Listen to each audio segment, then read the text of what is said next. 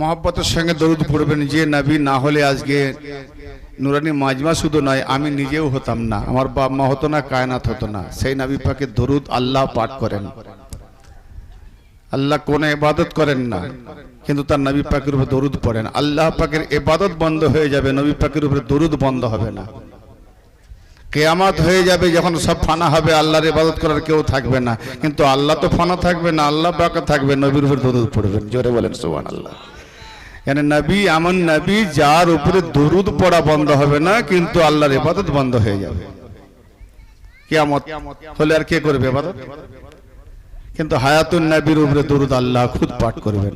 তো সেই দরুদের জিকির আজকে আমরা কৃপণতা করছি জবান দিয়ে, টাকা পয়সাও দিতে হয় না। অতএব দরুদটা যদি আল্লাহর সঙ্গে হয়ে যায়, তো এই দরুদ সবে সাদকিয়া ওসিলা জারি হয়ে যাবে কিয়ামতের দিনে। তাই আওয়াজে বলেন, দরুদ পড়েন। আল্লাহুম্মা সাল্লি আলা সাইয়্যিদিনা ওয়া মাওলানা মুহাম্মাদ ওয়া আলা আলিহি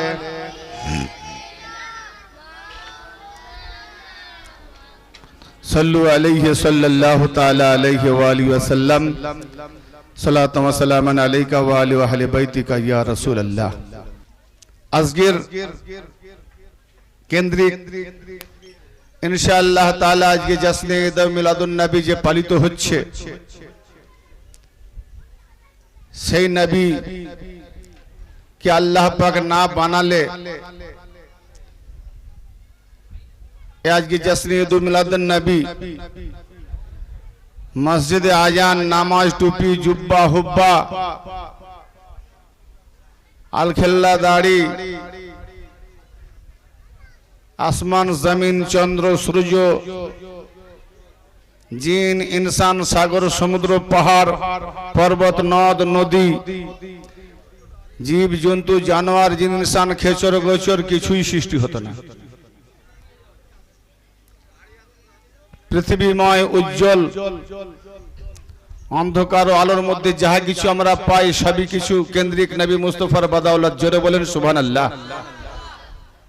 সেই নবী পাকের শানে আজ জশ্নে ঈদ মিলাদুন নবী সম্পর্কে অনেক ফতোয়া।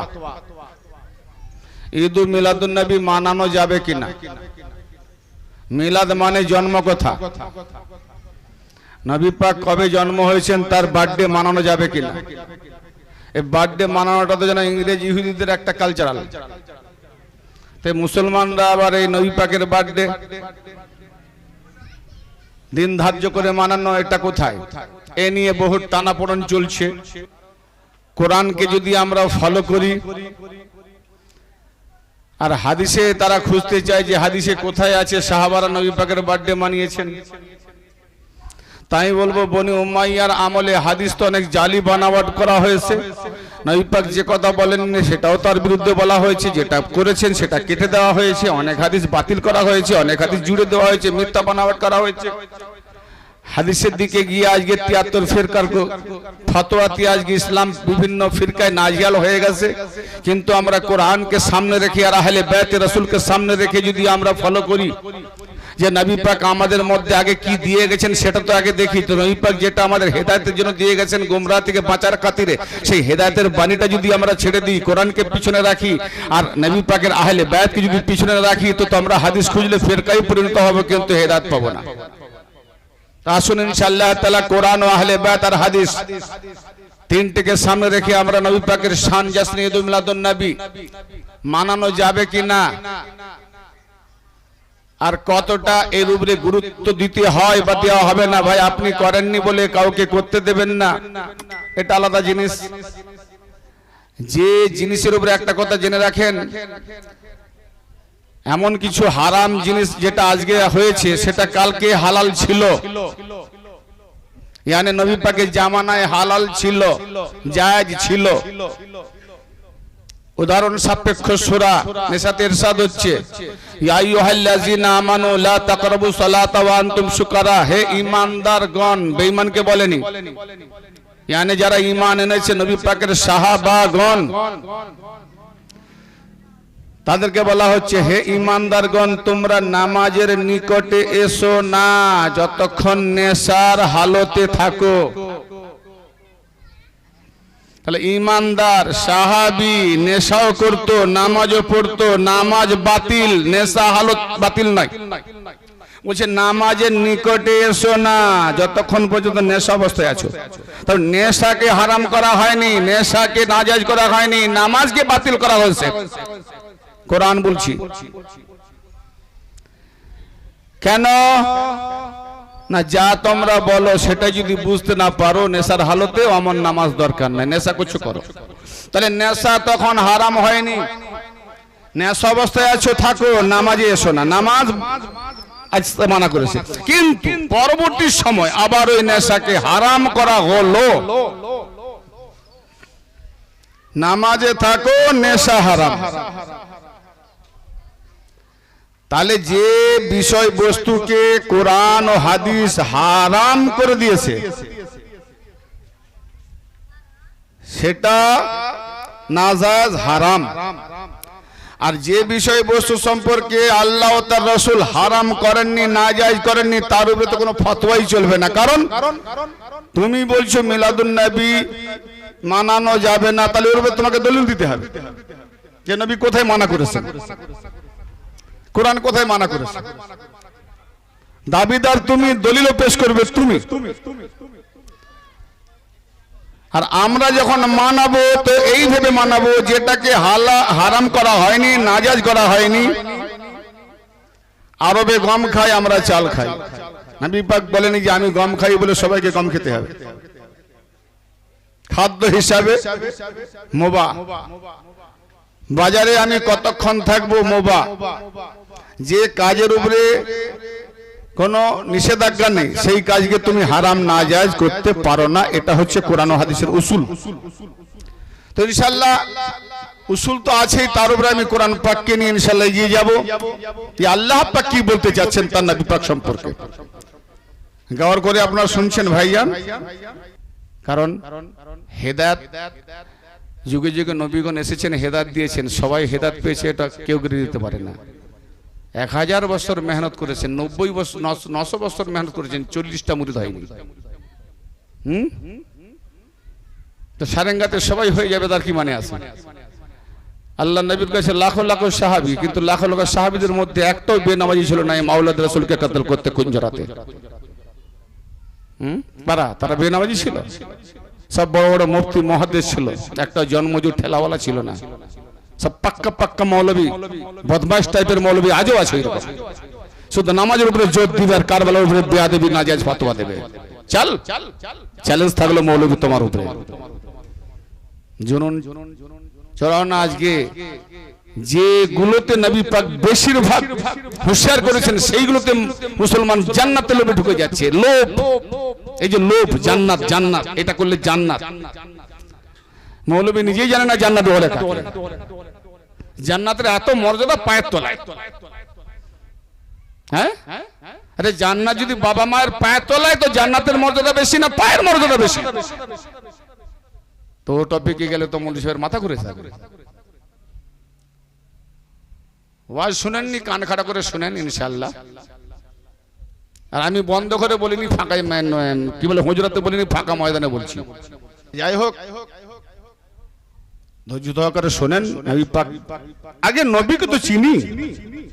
আজকে যদি কেউ আলীকে আহলে বায়তকে থেকে দূরে থাকে, না চিনতে পারে, সে একমাত্র নবীকে চিনে না। শুধু মুহাম্মদ রাসূলুল্লাহ কলমাটাই পড়ে, আর আহলে বায়তকে নিচে নামায়, সাহাবাকে উপরে উঠায়, অথচ কলমা পড়ে মুহাম্মাদের। আর নবী পাক দিয়ে গেলেন কি ইন্নী তারিকুন ফিকুমুস সাকালাইন কিতাবাল্লাহি ওয়া ইত্তাতি আহলে বাইতি মা ইন তামাসসাকতুম বিহিমা লান তাদিল্লু বি আবাদা লা ইয়াতরিকা হাত্তা ইয়ারিদ আলাইয়াল হাউজ। আমি তোমাদের মাঝে দুটো সাকালাইন, অর্থাৎ দুটো বরাবর ওজন জিনিস, यानी बड़ा मजबूत भारी जिनिस ছেড়ে যাচ্ছি। দুটো কি? আল্লাহ পাকের একটি নাজিলকৃত কিতাব আল কোরআন, আর দ্বিতীয়টি হলো আমার রক্ত সম্পর্কীয় আহলে বায়ত। এই দুটোকে যদি তোমরা মজবুত করে ধরে থাকো, মরণ পর্যন্ত তোমরা গোমরাহ হবে না, এটা নবী পাকের গ্যারান্টি। তো আজকে যেখানে আহলে বায়ত নেই, নবী পাকের কথা মোতাবেক যারা নবী পাক যেটা দিয়েছেন সেটা ছেড়ে নামাজ পার করবে, রোজা পার করবে, টুপি পার করবে? আরে নবী পাকের কাছ থেকে তুমি নামাজ পেয়েছো, তো নবী পাকের কাছ থেকে তুমি আহলে বাইত পাচ্ছ, তো নবী পাক যেটা বলছেন এটা ধরলে গোমরাহ হবে না। আহলে বাইতের কাছে নামাজ নেই? এজিদের কাছেও নামাজ ছিল, হোসেনের কাছেও নামাজ ছিল। বলো কোন নামাজি জাহান্নামী? যে হোসেনকে ছেড়েছে ওই নামাজি জাহান্নামী, আহলে বাইতকে যে ছেড়েছে ওই নামাজি জাহান্নামী। এই দুটো যদি তোমরা ধরে থাকো মরণ পর্যন্ত গোমরাহ হবে না।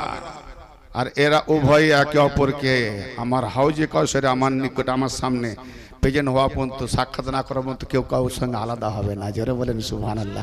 কোরআন মোল্লার হুজরাতে আছে, মসজিদে আছে, মাদ্রাসায় আছে, জুম্মার মসজিদে আছে, আহলে বাইত নাই। কে আলাদা করলো? নবী বলছে এক, আমার কাছে আসা পর্যন্ত কেউ আলাদা হবে না একে অপরের সঙ্গে। কিন্তু মসজিদের মোল্লা আহলে বাইতকে বের করে দিয়েছে, কোরআনকে ভিতরে রেখেছে। গোমরা নয়? আর বলছে 72 ফিরকা কোন দলটা বলতে হবে, দেখে নাও কোরআনকে রেখেছে, আহলে বাইতকে বের করে দিয়েছে, ছেড়ে দিয়েছে। গোমরা দল খুঁজতে হয়, সিমটম দেখলেই বুঝা যায়। আস্তাগফিরুল্লাহ, লা হাওলা ওয়া লা কুওয়াতা ইল্লা বিল্লাহ। ওয়াজ শুরু করিনি ভাই, একটু আদব এহতরাম চাই ইনশাআল্লাহ, তাহলে কিছু ওয়াজ করতে মন চাইবে। কারণ আমি কাহানি কেসা শুরুওয়ালা ওয়াজিন নয়, গল্প কাহানি বলে ওই আলিফ লামের মতো ঢং দেখাবার মতো বক্তা নয়। যদি কারো আকল বিবেক থাকে তো ইনশাআল্লাহ বিবেক ধলাই করা ওয়াজ যদি একটু বলতে হয় তো সেরকম মানুষ থাকলে করব। আর লেবার জায়গা যদি না থাকে, ভাই যার এতটা ঝুলি তাকে এত দেবো কি করে? দেনেওয়ালা তো দিতে এসেছে, লেনেওয়ালা নেই। বাদশাহ এলান করে দেয় আজ আমি মন খুলে দেবো, তো যার ঘরে বস্তা আছে সে বস্তা নিয়ে যাবে, যার ঘরে বস্তা নেই ছোট ব্যাগ আছে ব্যাগ নিয়ে যাবে। তো ব্যাগওয়ালা বলছে আমাকে এই মাত্র কটি আর ওকে বস্তা ভর্তি। বল তো যেমন পাত্র তেমন জিনিস, ওর বড় পাত্র বড় জিনিস। তো যার দিল নাই সে কি নেবে? যার আকল নাই বিবেক নাই সে কি নেবে? যার আকল বিবেক আছে সেই কটি লোক নেবে ইনশাআল্লাহ তাআলা। তো আকল বিবেক তৈরি করুন, রাখার জায়গা তৈরি করুন। আমি আয়াতে কারিমা তেলাওয়াত করছিলাম কি সূরা ইউনূস থেকে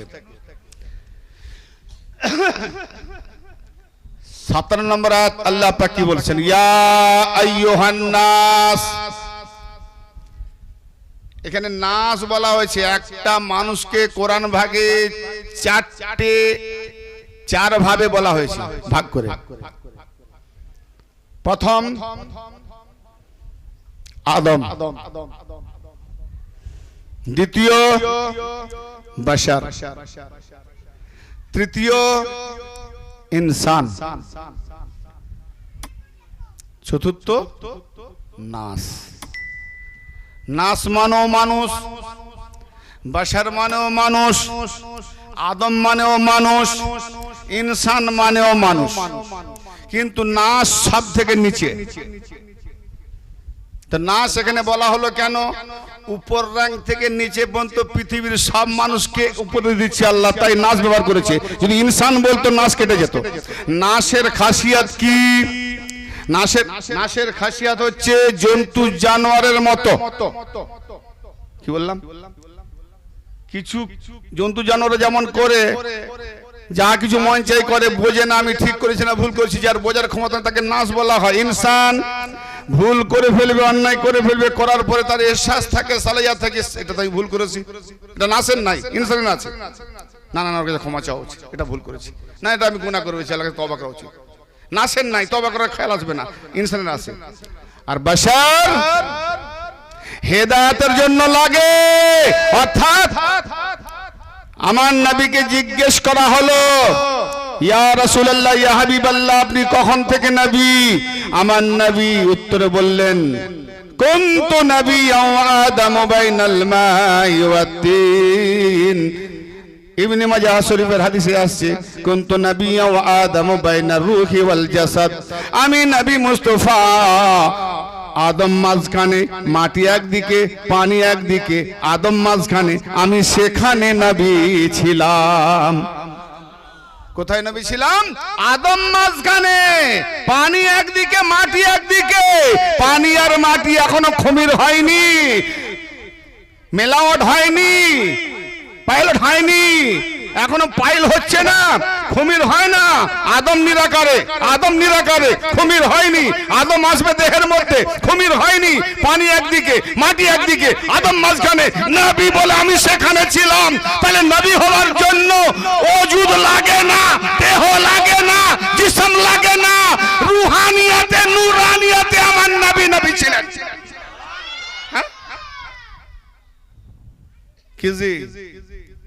কিন্তু নবী যদি রুহানিয়াতে নূরানিয়াতে আমাদের কাছে আসতেন, আমরা দেখতে পেতাম, ধরতে পারতাম, বুঝতে পারতাম, চিনতে পারতাম।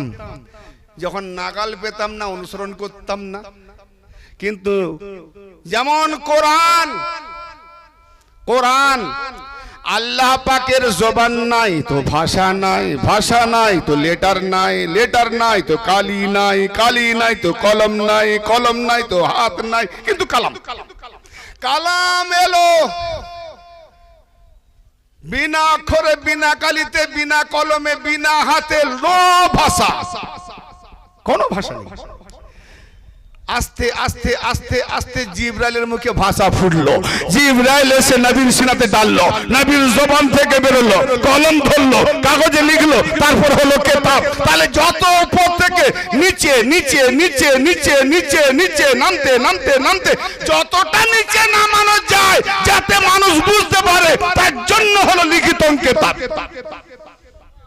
কি? তাহলে কালামের কোনো ভাষা নাই, কিন্তু আমাদের বোঝার জন্য এতটা নিচে নামতে হয়েছে, যাকে আমরা এখন পড়ি। তো নবী উপর থেকে এত উঁচু, ফাওকাল বাশার, নিচে নামতে নামতে নামতে আরো নিচে, আরো নিচে, আরো নিচে, আরো নিচে, যাহাকে দেখতে পাওয়া যায় বাশার রূপে আমাদের মতো, সে হলো নবী।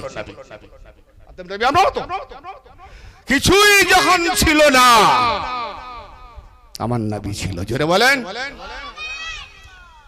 সেই নবী এসেছেন, তার উপরে কিতাব এসেছে হেদায়েতের জন্য, উপদেশ বাণী শোনাবার জন্য। যে নবী কথা বলতে গিয়ে আল্লাহ বলছেন নাস, আমি নাসের ইনসান, বাশার, আদম, এই চারটে বিষয়ের বিধান করে তাসরিহ করতে গেলে একটা অন্য সময় দরকার। এই টপিকে আজকে গেলে আবার ফাওকুল বাশার জাসনে ঈদ মিলাদুন নবীর কথা হবে। আর নবী পাকের জাসনে ঈদ মিলাদুন নবী যখন মানাতে এসেছি, তো সেই নবী যখন রাস্তা ধরবো, তো নবী যেটা দেবে সেটা নেবো না? নেবো কি নেবো না? তাহলে নবী আমাদের কি আগে চিনাতে হবে, চিনতে হবে, বুঝতে হবে। নবী কি দিয়ে গেছেন সেটা নিতে হবে। তা নবী কি চিনে নেবো, নবী কি দিয়েছে সেটা নেবো কজন, সেটা বিচার্য বিষয়। কতটা ভারী, কতটা হালকা। মোল্লার দিন লবো না মাওলার দিন লবো? মানে মসজিদে মোল্লা দেয় একটা দিন, আর মাওলা আলী দেয় একটা দিন। আর মাওলা আলী নবীর পরে যখন কোনো নবী নাই, যেমন আদম থেকে, আদম আলাইহিস সালাম থেকে নিয়ে নবী মুস্তাফা পর্যন্ত একের পর এক নবী গুজরে গেছেন, তো আরেক নবী এসেছেন, এক নবী গুজরে গেছেন, তো আবার বিভিন্ন এলাকায় নবী এসেছেন। কিন্তু আমার খতমে নবুয়ত, এই বাবু মানা করিস আগে, খতমে নবুয়ত, খতমে রসুল, আমার নবীর পরে যখন আর কোন নবী আসবেন না, তো তারপরে আমরা দিন কার থেকে নেব? পূর্বেকার আদম জামানা থেকে নবী মুস্তাফা পর্যন্ত এক নবী গিয়েছেন, আর এক নবী এসেছেন, তিন নবী থেকে নিয়েছেন। গড় করছেন কথা? দিন নবী থেকে পেয়েছেন, রাসূল থেকে পেয়েছেন। আমার নবী 1450 বছর পূর্বে পর্দা নিয়ে নিয়েছেন, ওফাত হয়েছেন, তা আমরা দিন কার থেকে নেব? একটা চিন্তার বিষয় প্রশ্ন করলাম, দিনটা নেবো কার থেকে? নবী পাক দিন দিয়ে গেছেন। এখন তো নবী একিনে হাজির নাজির মানলেও প্রকাশ্য তো আমরা নবীকে পাচ্ছি না। ইয়া রাসূলুল্লাহ, আপনি তো পর্দায়, আমরা দিন নেবো কার থেকে? যদি ভেবে বসি যে মসজিদের মোল্লা থেকে নেবো, তাহলে ফিরকা। কারণ কোন হাদিসে নেই যে মসজিদের মোল্লা দিন দেবে। তাহলে মোল্লাকে বলো তুমি কার থেকে দিন নিয়েছো? প্রশ্ন একটাই, আমি নামাজ পড়বো তোমার পেছনে, তাহলে ইক্তেদাতে বেহাজাল ইমাম বলবো? তো নামাজ যেমন আমার জন্য লাজিম, ফরজ, ওয়াজিব, তো ইমাম যে নামাজ পড়বে তারও তো 5 ওয়াক্ত ওয়াজিব। তো সে আবার কোন ইমামের পিছনে পড়বে? না সে নিজে ইমাম হয়, পরিবার কারোর পিছনে পড়বে না, তা সে কারো ইক্তেদা করবে না। আর যদি ইক্তেদা না করে, কোরআন কি বলছে, ইয়াউমা নাদু কুল্লা উনাসিম বিইমামিহিম, সেই দিনকে প্রত্যেক মানুষকে তার ইমামের সঙ্গে ডাকা হবে। ইমাম সাহেব তোমার পিছনে ইক্তেদা করেছিল, তুমি কার পিছনে ইক্তেদা করেছো? তোমার ইমাম কে? মোর ইমাম তো নেই, যাও শয়তান তোমার ইমাম। যে ইমামের ইমাম নাই, শয়তান যদি তার ইমাম হয়, তোর পিছনে যে ইক্তেদা করবে সে কোন দিকে যাবে? যার ইমামের ইমাম শয়তান। খুব সাবধান। দিন নবী পাকের পরের দিন যখন দিয়ে গেলেন মুনতাকিল করে বেলায়েতের উপরে, আলীদের উপরে, তো আলীর ইমাম হলেন না, ওলিদের ইমাম হলেন আলী। তো সেই আলী থেকে যে ওলি সিলসিলা চলছে, ওলিদের কাছ থেকে ইয়ানে মাওলাই থেকে দিন নিতে হবে, তা না হলে ফিরকাতে পড়ে যাবে। আসুন নাস, হে জগতের মানুষ, সেই দিনের দিকে যাচ্ছে। নবী কি দিচ্ছেন আমাদের দেখবো, কোরআন হাদিস নবী পাক আল্লাহ ও রাসূল কি দিচ্ছেন, আমরা সেটার দিকে যাব। আমরা প্রত্যেকে যে আজকে এত খরচা করেছি কি জন্য? মানুষ যাতে হেদায়েত হয়, মানুষ গুমরাহ থেকে বাঁচে, হাসন নাসর তার জন্য ভালো হয়, যেন সে ঈমান হারা হয়ে না মরে, ঈমান নিয়ে যেন মরতে পারে। ঈমান নিয়ে মৃত্যুবরণ করে হলো শ্রেষ্ঠ, তাহলে তার সাফল্য, নাহলে বেকার জিন্দেগি কেটে গেল, কবরস্থান, কিছু উপায় নেই। তো আমরা হেদায়েত নেওয়ার জন্য, সুস্থ সুশৃঙ্খল দিন যাপন করার জন্য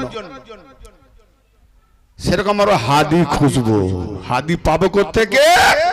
দেখি নবী পাক আমাদের হাদি দিয়ে গেছেন কিনা, আজকে হাদি আছে কিনা। হেদায়েত আমরা কার থেকে নিচ্ছি এটা আমাদের জানার দরকার। আসুন নবী পাকের কাছে আমরা চলি। ইয়া আইয়ুহান নাস, হে জগতের মানুষ, قد جاءتكم موعظة من ربكم, অবশ্যই তোমাদের কাছে এসে গেছে তোমাদের রবের পক্ষ হতে নসিহত তথা উপদেশ বাণী। কি এলো? হে জগতের মানুষ, তোমাদের কাছে এসে গেছে তোমাদের রবের পক্ষ হতে উপদেশ বাণী, নসিহত। কি নসিহত? ওয়া শিফাউল লিমা ফিস সুদুর, ওয়া শিফাউল লিমা ফিস সুদুর, তোমাদের সিনাতে যাহা আছে তার শেফা স্বরূপ, নিরাময় স্বরূপ, আরোগ্য স্বরূপ এসে গেছে। তাহলে আমাদের সিনাতে কি আছে? কুফরি আছে, শিরক আছে, মুনাফিকি আছে, গুনাহ আছে, গীবত আছে, বুগজ আছে, হিংসা আছে, বিদ্বেষ আছে, না নাই? যেগুলো বললাম নেই না? সারেঙ্গার ভাই যারা দিল খোলাসা মানুষ, সাফাই দিল না, কোনো রোগ নেই। হে বাবু, জিসমানি রোগের কথা বলিনি, সিনাই রোগ, দিলের যে রোগ, ওই রোগের শেফা স্বরূপ, নিরাময় স্বরূপ এসে গেছে। ওয়া হুদাও ওয়া রাহমাতুল লিল মুমিনিন, বাচক দিয়ে বললেন কি? মুমিনদের জন্য হিদায়াত ও রহমত এসে গেছে। মুমিনদের জন্য কি এসেছে? হিদায়াত ও রহমত। আচ্ছা আচ্ছা, মুমিন হতে গেলে আগে হিদায়াত হতে হয় তো? ভাই আমার কথা খেয়াল করছেন, মাথায় ঢোকাচ্ছেন? এই দেখেন ধাক্কা মারছি ব্রেনে। আগে হেদায়েত, আগে হেদায়েত না আগে ঈমান? হেদায়েত হতে হবে, হেদায়েত হওয়ার পরে ঈমান, তারপরে মুমিন। কিন্তু এখানে কি বলছে? মুমিনদের জন্য হেদায়েত এসে গেছে ও রহমত। সুবহানাল্লাহ। তাহলে আগে তো হেদায়েত পেয়েছে, মুমিনও হয়েছে, আবার হেদায়েত এসেছে, আবার রহমত এসেছে। কি ভাববো ভাই? কোরআন কার বাবা মা মরে গেছে তার নামে পড়ে বক্সে দেওয়ার জন্য আর তারাবি খতম পড়ার জন্য কোরআন নাজিল হয়নি।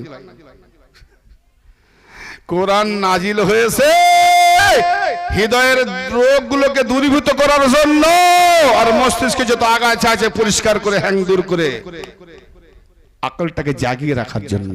আকল যদি থাকে তো বিবেক, যদি থাকে তো ইলম থাকবে।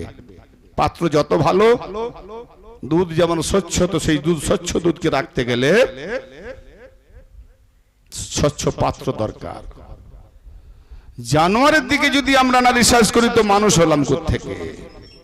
একদিকে গোবর, একদিকে পেচ্ছাব রক্তময় ঘেরা, তার ভেতর থেকে চো চো চো টেনে কি বেরোচ্ছে? না রক্ত বেরোলো, না গোবর বেরোলো, না পেচ্ছাব বেরোলো, সাদা দুধ বেরোলো। কোথা ছিল সাদা দুধ? জি কথা বুঝতে পারছেন? দুধ ছিল কোথায়? ওই রক্তের মধ্যে দিয়ে, গোবরের মধ্যে দিয়ে, পেচ্ছাবের মধ্যে দিয়ে ফ্রেশ হয়ে সবকে ছেঁকে তার দেহের মধ্যে রেখে সাদা দুধ বেরিয়ে এলো। জোরে বলেন সুবহানাল্লাহ। তো এই আকল বিবেকের মধ্যে দিয়ে সব মোল্লা মৌলবী আর দলীয় মনোভাব হাঁটিয়ে দেন, নিরপেক্ষ মনোভাব নিয়ে শুনেন তো ইনশাআল্লাহ হেদায়েত পেয়ে যাবেন। যদি বলেন আমার বাপ দাদা ওইদিকে চলেছে, জাহান্নামায় যাবো, তো ওইদিকে থাকবো, তাহলে হেদায়েত পাবেন না। দলীয় মনোভাব না ছাড়লে জীবনে হেদায়েত পাবেন না। দলের মানুষ দলের দিকে যাও, আর নির্দল যারা, যে আমরা কোন দল নয়, হক কথা শুনবো কোরআন ও হাদিসের আলোকে, তাহলে হেদায়েত পেতে পারেন। কুল হে মাহবুব আপনি বলে দিন, সূরা ইউনূসের 18 নম্বর আয়াত, বিফজলিল্লাহি ওয়া বিরহমাতিহি ফাবিযালিকা ফালইফরাহু হুয়া খায়রুম মিম্মা ইয়াজমাউন। কুল হে মাহবুব আপনি বলে দিন, বিফজলিল্লাহি ওয়া বিরহমাতিহি আল্লাহ পাকের ফজল তথা অনুগ্রহে এবং তার রহমতে, অতএব ইহাতে তাদের জন্য আনন্দ, ইয়াতে তারা আনন্দ তথা তাদের খুশি মানানো উচিত। কি? যে আল্লাহ পাকের তরফ থেকে হে মাহবুব বলে দাও কি, যে আল্লাহ পাকের পক্ষ হতে অনুগ্রহ এসে গেছে, আল্লাহ পাকের পক্ষ হতে রহমত এসে গেছে। কি রহমত এসেছে? সেই রহমতের নাম কি? সূরা আল-আম্বিয়ার 107 নম্বর আয়াতে আল্লাহ পাক ইরশাদ করেছেন, ওয়া মা আরসালনাকা ইল্লা রাহমাতাল লিল আলামিন। হে নবী, সারা কায়নাতের জন্য আপনাকে আমি প্রেরণ করি নাই, পাঠাই নাই, কেবল আপনাকে রহমত স্বরূপ করে পাঠিয়েছি, একমাত্র রহমত ছাড়া আর কোনো কিছু করে পাঠাই নাই। আমার নবী পাক বলছেন, ওমা আরসালনাকা ইল্লা, যেমন লা ইলাহা ইল্লা আল্লাহ, নাই কোন মাবুদ কেবল আল্লাহ ছাড়া, আল্লাহ ব্যতীত কোন মাবুদ নাই। বাস আল্লাহ পাক বলছেন, না পাঠাইনি আপনাকে, হে নবী আমি আপনাকে প্রেরণ করি নাই, হ্যাঁ পাঠিয়েছি, শুধু রহমত করে পাঠিয়েছি, শুধু রহমত করে পাঠিয়েছি। কার জন্য? আলামিন। আলামিন কাকে বলে? ওই মিশন আলামিন নয়। নামাজে গিয়ে রোজানা 5 ওয়াক্ত পড়েন আলহামদুলিল্লাহ রাব্বিল আলামিন। तमाम प्रशंसा আল্লাহ পাকের জন্য। জগতের পালন কর্তা তিনি কেন? আল্লাহ।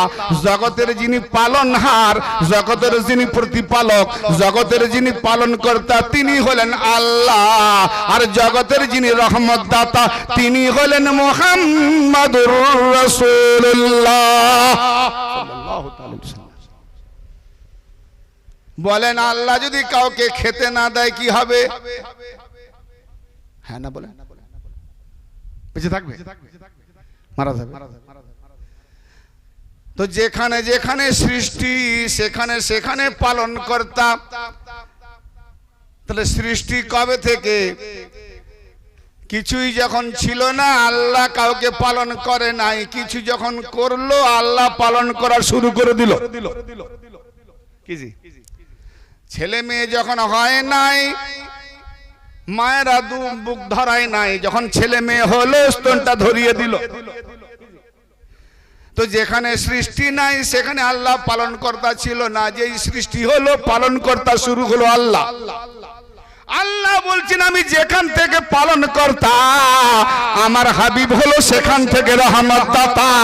জোরে বলেন। নবী আগে না পরে, কোন সৃষ্টি আগে কোন সৃষ্টি পরে? সূরা ফাতিহার প্রথম আয়াতে যখন তোমার জ্ঞান নাই তো নবীকে কি করে চিনবে? হাগো রহমত মানে দয়া। ছেলে অনেক কাঁদাকাটি করতেছে, হাত পা ছুড়াছুড়ি করে করতেছে, মা বলে এই কাজটা করে নি, এই নেবো এই নেবো, কোলে নেবো, স্তন ধরিয়ে দেবো, একটু করে নি একটু। ছেলের কান্না দেখে রাগ তোর কাজ কাজ ফেলে দিয়ে মায়ের বুকে এতটা দয়া, সব কাজ ফেলে দিয়ে মা ছেলেকে তুলে নিয়ে স্তনটা ধরিয়ে দেয়। ছেলে তার কান্না থামিয়ে বড় আনন্দের সঙ্গে পান করতে করতে ঘুমিয়ে যায়। মায়ের হৃদয়ে যদি এতটা ছেলের জন্য দয়া হয়, আপনার আমার নবী মুস্তাফা সাল্লাল্লাহু তাআলা আলাইহি ওয়া আলিহি সাল্লামের দয়া, তিনি কোন হিন্দু জৈন খ্রিস্টান নাসারা বৌদ্ধ মুসলমানদের নবী নয়, তিনি হলেন রাহমাতাল লিল আলামিন। একজন জিজ্ঞেস করছে, ইয়া রাসূলুল্লাহ, ইয়া হাবিবাল্লাহ, মুশরিকদের জন্য বদদুয়া করছেন না কেন? আমার নবী বলছেন, আমাকে তো বদদুয়া করার জন্য পাঠানো হয় নাই, আমাকে আল্লাহ রাহমাতাল লিল আলামিন করে পাঠিয়েছে। তো সে নবী যদি দয়া না করে তো আল্লাহ পালন করবে না। হে নবী, তুমি যার উপরে দয়া করবে আমি আল্লাহ তাকে পালন করব। তাই নবী তার নিজের নূরে নবী মুস্তাফাকে বানিয়ে রাহমাতুল আলামিন ওজুদ বানিয়ে দিয়েছে। যেখানে সেই নূরের বদলতে সৃষ্টি হয়েছে, সেখানে আল্লাহ নবী আগে দয়া করেছে, তারপরে নবী পালনহার হয়ে, তারপরে আল্লাহ পালন কর্তা হয়েছে। সেই নবীর আমরা উম্মত। কি জি লজ্জা লাগছে নাকি নবীর উম্মত বলতে? এত ফাঁকা জায়গায় বলছি, নবীর সামনে দাঁড়িয়ে বলতে পারবো তো আপনার উম্মত আমি? হাগো হাসরের মাঠে নবীর সামনে দাঁড়িয়ে বলতে পারবো তো, হুজুর আমরা আপনার উম্মত? দাঁড়িয়ে মরতিস না, পরের গীবত করতিস, চর্চা করতিস, কার আল ছাড়তিস, কার মেরে খেতিস, গরিবের কেস করতিস, তুই আমার উম্মত। একটু বলার আগে ভাববে না যে আমার মধ্যে এত? হায় হায় হায়, আদমের কাছে গেছে বেটারা, কিয়ামতের মাঠে পরেশান উম্মতেরা, উম্মতেরা পরেশান। কি করব? সবাই সলা পরামর্শ মাশওয়ারা করে বলছে, আমাদের যিনি আদি পিতা, যাকে আল্লাহ নিজের দু হাতে বানিয়েছে, ফেরেশতাদেরকে দিয়ে সাজদা করিয়েছে, নিজের সুরতে বানিয়েছে, নিজের তরফ থেকে রূহ ফুঁকে দিয়েছে, মা হাওয়ার সঙ্গে নেকাহ দিয়েছে, সেই আদি পিতা বাবা আদমের কাছেই চলো। সবাই গিয়ে বলছে, বাবা তুমি তোমার এই গুণাগুণ, এই ফজিলত, এই তো অতএব আমরা হাহাকার হয়ে ঘুরে ফিরে পাচ্ছি, পরেশান হয়ে গেছি, আর পাচ্ছি না সামলাতে, আমাদের জন্য সুপারিশ করবে। বলে, বাহ, আমি একটা ভুল করেছি, তোমরা হয়তো অনেকে জানো, তাই আমি সেই নিজের ভুলের জন্য আমি নিজেই নাফসি নাফসি করছি যে আমার এর জবাব কি দেবো। বাবা তোমরা নূহ নবীর কাছে যাও, সেও বলবে আমার মধ্যে একটা কিছু হয়েছে, কেননা আমি আমার বেটার জন্য দোয়া করেছিলাম, কেনানের জন্য, আমি বড় লজ্জিত, না না আমার দ্বারা হবে না। ইব্রাহিম নবী বলবে, আমিও তিনটা কথার প্যাঁচে পড়ে আছি, একজনকে মেরে দিয়েছি, এক থাপ্পড়ে সে মরে গেছে, মরে যাবে বলে তো জানিনি মরে গেছে, এরকম ব্যাপার। সে মুসা নবী এরকম বলবে, ইব্রাহিম নবী তিনটে, এক এক নবী নাফসি নাফসি করবে, আখেরে ঈসা রুহুল্লাহ আলাইহিস সালামের কাছে গিয়ে যাবে। ঈসা রুহুল্লাহ আলাইহিস সালাম বলবেন, আমি আখেরে আমার নবী মুহাম্মদ রাসূলের উম্মত হয়ে ইমাম মেহেদীর পিছনে নামাজ আদা করেছি, অতএব ঈসা নবী হলো আমি ইমাম মেহেদীর মুক্তাদি ছিলাম। তো এক কাজ করো, তোমরা আমার নবীর কাছে যাও, যার আগে পিছে কোনো গুনাহ ছিল না, যিনি মাসুম, একবারে মাসুম, তো মাসুমের উপরে মাসুম, তিনি হলেন মুহাম্মদুর রাসূলুল্লাহ। তো গিয়ে উম্মতরা দেখবে কি, আদমের উম্মত থেকে মুহাম্মদের উম্মত পর্যন্ত সকল উম্মতরা গিয়ে দেখবে যে আমার মুহাম্মদ নাফসি নাফসি করবে না, সিজদাতে গিয়ে বলবে উম্মতি উম্মতি উম্মতি উম্মতি। সেই নবীর উম্মত আমরা, জোরে বলেন, সেই নবীর উম্মত। সব নবী নাফসি নাফসি করবে, আমার নবী বলবেন উম্মতি, আই আমার উম্মত, আমার উম্মত, আমার উম্মত। সেই নবীর জশ্নে ঈদ মিলাদুন নবী, মিলাদুন নবী মানাবার উপরে এত ফতোয়া কেন? এগুলো ডিসকাস হয় না, তাবলীগ প্রচার হয়। যারা নবী তাওহীন করে তাদের তাওহীন করার সময় পায় না, কেন? সৌদি, ইহুদি নাসারা খ্রিস্টানদের ডলারের লোভে নিয়ে পকেটে গোঁজে আর নবী পাকের নামে যত তাওহীদ করবে, সিক্স প্যাকস বলবে, সিক্স প্যাক নবীর নামে কাম ব্যাক মালুন। হ্যাঁ, ও গিয়ে দেখতেছিল সিক্স প্যাক হয়েছে নবী। আস্তাগফিরুল্লাহ। তো এইরকম তাওহীদ যে যত করবে সে ডলার পায়। হ্যাঁ, সেই দাজ্জালদের আবার কত লোকের ভালো লাগে। ঈমান তুলতে হবে রাজ মিল্লাত। তো সেই নবীর আজকে তার ফাজাল মানাকে গুলো প্রকাশ হবে, তো ওদের ওই ডলার গুলো বন্ধ হয়ে যাবে, যাতে মিলাদের উপরে ফতোয়া না যায়, মানানো যাবে না। জি কি আর দিয়ে গেলাম, কোরআনের আয়াত প্রমাণ দিচ্ছে কি, কুল হে নবী আপনি বলে দিন, কুল কুল হে মাহবুব আপনি বলে দিন, বিফজলিল্লাহি ওয়া বিরহমাতিহি আল্লাহর অনুগ্রহে এবং তার রহমতে, ফাবিযালিকা ফালইফরাহু এতে তাদের খুশি মানানো উচিত। জোরে বলেন সুবহানাল্লাহ। কোরআন পাকে আল্লাহ বলেন সূরা নিসার 58 নম্বর আয়াতে যে আমার নবীর রহমতে ফজল পাওয়ার কারণে তোমরা তাতে করে খুশি মানাও, খুশি মানাও, আনন্দিত হও। খুশি মানাতে বলছে। সাহাবা জিজ্ঞেস করছেন, ইয়া রাসূলুল্লাহ, ইয়া হাবিবাল্লাহ, আপনি সোমবার দিন যে রোজা রাখেন, মুসলিম শরীফের হাদিস মুত্তাফাক আলাইহি সাহিহাইন, সোমবার দিন যে রোজা পালন করেন কি ব্যাপার? কাউকে তো বলেননি, কিন্তু নিজে করেন। আল্লাহ নবী বলেন, আমি ওই দিনেই জন্ম হয়েছি এবং ওই দিনেতে আমার প্রতি ওহী নাজিল হয়েছে।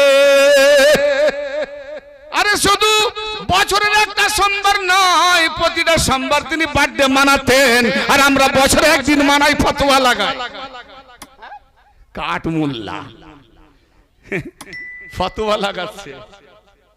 কোরআন কি বলছে যে তোমাদের কাছে এসে গেছে রহমত, অনুগ্রহ, এতে তোমরা খুশি মানাও, আনন্দিত হও। আমরা সব দিনই খুশি মানাই, কিন্তু জশ্নে ঈদ মিলাদুন নবী যে তার বার্থডেটা, সেটা তো আর বেশি খুশি মানাবো। কেন মনে হচ্ছে না যে এই দিনই আমাদের নবী এসেছে?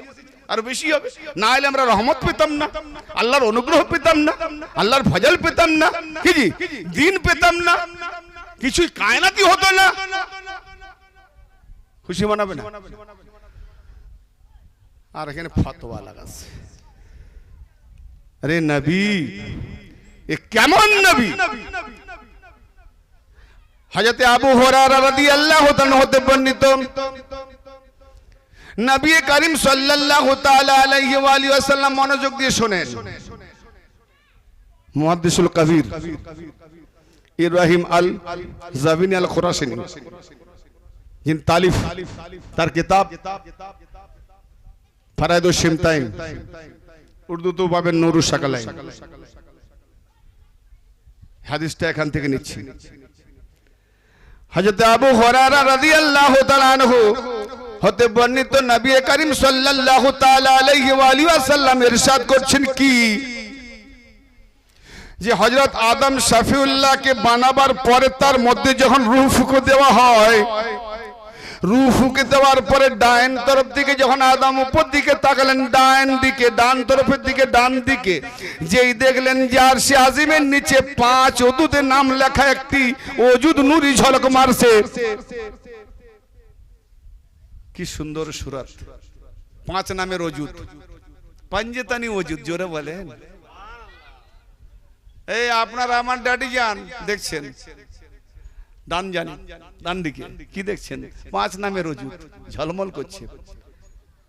তখন বলছে, রব্বে এই আমার পালন করতে আল্লাহ কি এই একই মাটি থেকে কি আমার পূর্বে এদেরকে বানিয়েছেন?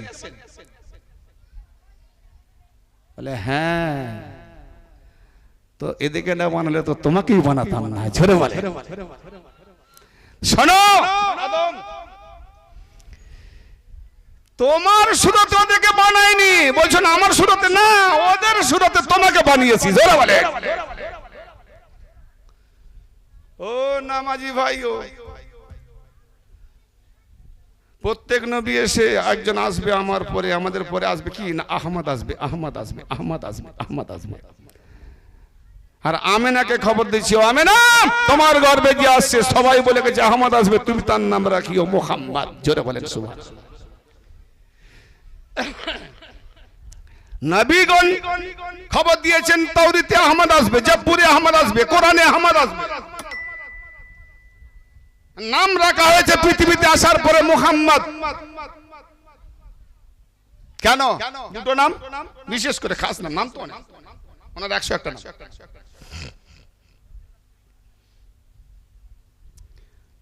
না এক নামে ইবাদত চলবে, জোরে বলেন, এক নামে ইবাদত চলবে, আর এক নামে কায়নাত প্রশংসিত ভূষিত হবে। মুহাম্মদ মানে প্রশংসিত, আর আহমদ মানে প্রশংসাকারী। ইয়ানে আহমদ বান্দা, মুহাম্মদ প্রশংসিত রাসূল। জোরে বলেন। ইয়ানে নামাজ, হে আদম, ওই সূরতের নামে তোমাকে বানিয়েছি। কি নাম? আহমদ। তাহলে নবী পাকের নামের উপরে ইবাদত, আর নবী পাকের নামের উপরে মানুষকে বানানো হয়েছে। যে নবী পাকের নামের সূরতে বানানো হয়েছে সে হলো মানুষ। আর যদি নবী পাকের নামটাই হাঁটিয়ে দেওয়া যায় তো মানুষ আর হবে না, শুয়ার, কুত্তা, বিল্লি, হাঙর হবে, মানুষ হবে না। কেন? মানুষ হলো আহমদি সূরা, আর এই মানুষ সুরত হাঁটিয়ে দিলেই অন্য সুরতে আসবে, শুয়ার, কুকুর, হামের, পশু। সেই নামের উপরে আমরা মানুষ। আর সেই নবী মুহাম্মদের তাওহীদ গুস্তাকি করলে ইমতিয়াজ বরদাস্ত করবে না, তার ঠিকানাটাও দেখিয়ে দেবে কোন ডাব্বা থেকে তৈরি। জি, নবীকে চিনি না তো কারবালা দুশ্মনী করব না? যারাই নবীকে চিনে না তারা কারবালা দুশ্মনী করে। এসো নবীকে কতটা চিনেছো দেখবো তোমার সিয়াসাত হাদিস থেকে কত গুস্তাখি করেছো।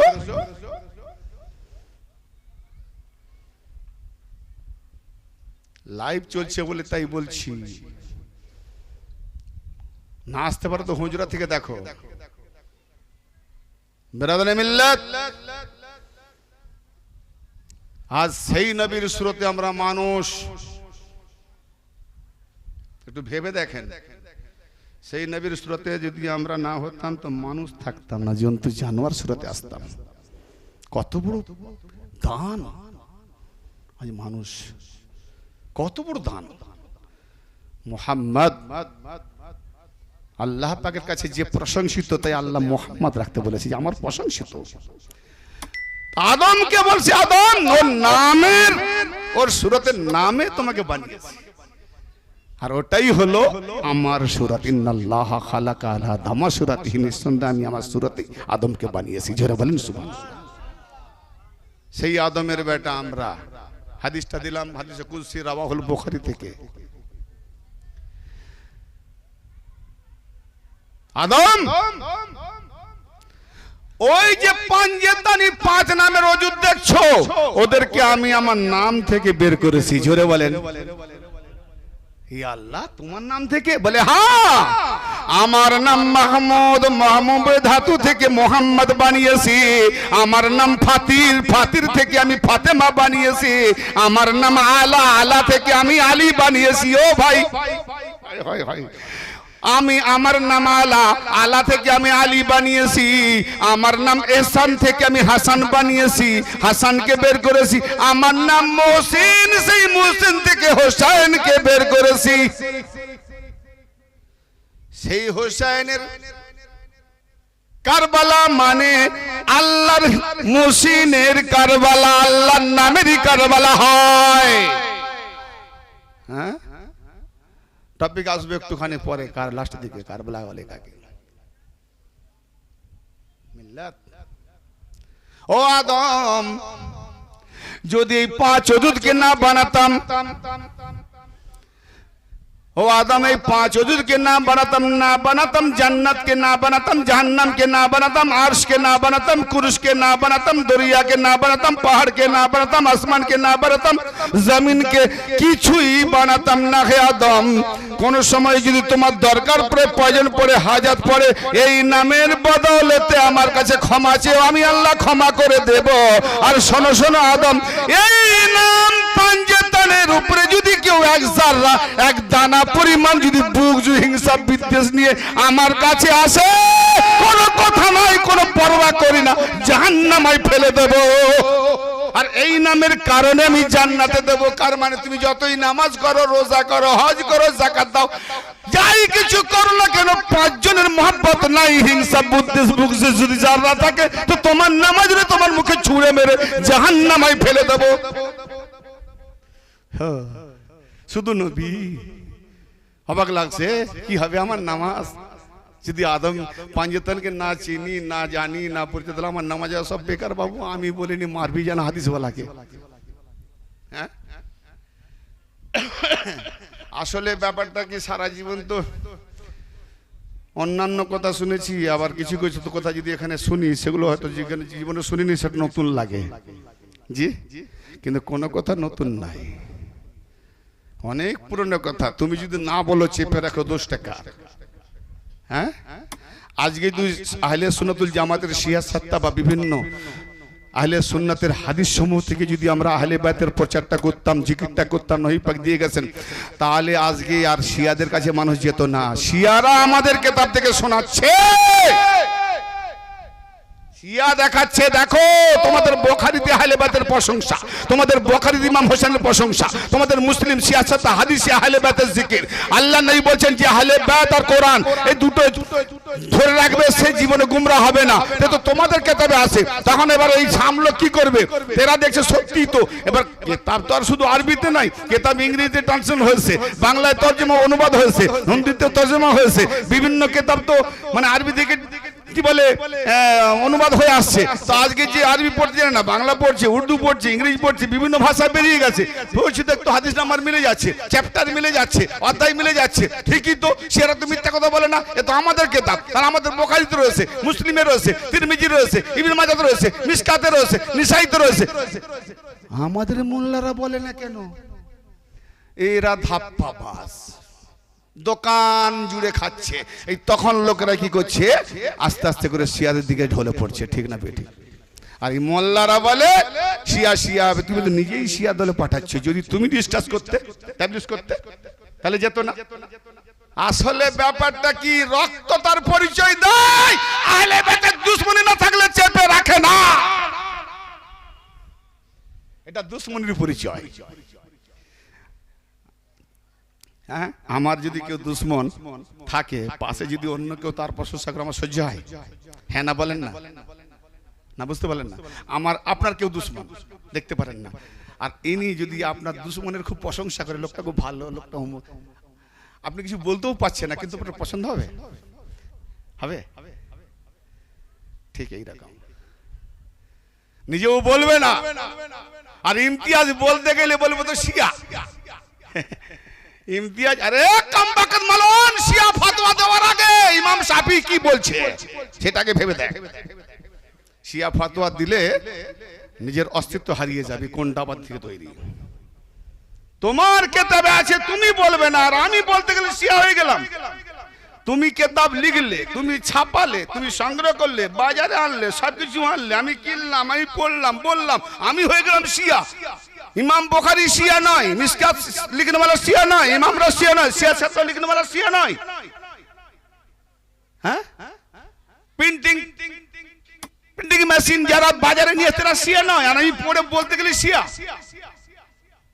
কম বখত গুমরাহ করার এটাই হলো জালিয়াতি তুমি নিজেও আর জালিয়াতি দলিল খবরদার না এবার আমার কথা হচ্ছে কে কাকে শিয়া বলছে ওটা আমার দেখার দরকার নাই কোরআন ও হাদিস কোরআন ও সুন্নাহ কি আছে আমাকে সেই দিকে এগিয়ে যেতে হবে। এখন আমি একটাই কথা বলি, হাতি চলে বাজার, কুত্তা ভুকে হাজার। এখন আমি যদি বাজারে যাই, এমন সাইডে অনেক কুকুর ভুগতে থাকে, 1000 টাকা যদি তাড়াতে যাই তো বাজার উঠে যাবে, আমার বাড়িতে খেতেও পাবে না। বাবা তুই কর ভুগবুক, আমি বাজারে চলি, বাজার নিয়ে চলে আসি। তো কে কি বললো আমার দেখার দরকার নাই, বাস কোরআন সুন্নাহ মোতাবেক মানুষকে হেদায়েতের বাণী শুনিয়ে যাও। যার নসিবে হেদায়েত আছে, হেদায়েত যে নেবে সে হেদায়েত পেয়ে যাবে। কি ঠিক না বেঠিক? বাবা